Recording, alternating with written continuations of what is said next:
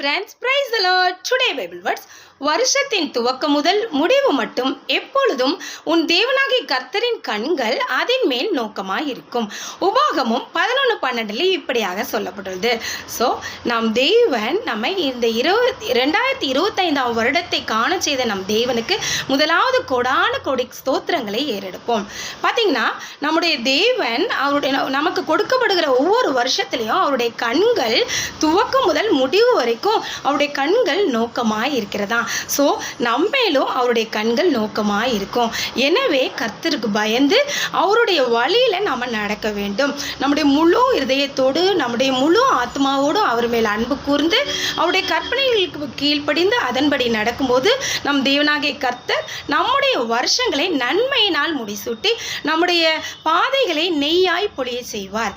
Okay friends, bye. Have a nice day. Happy new year.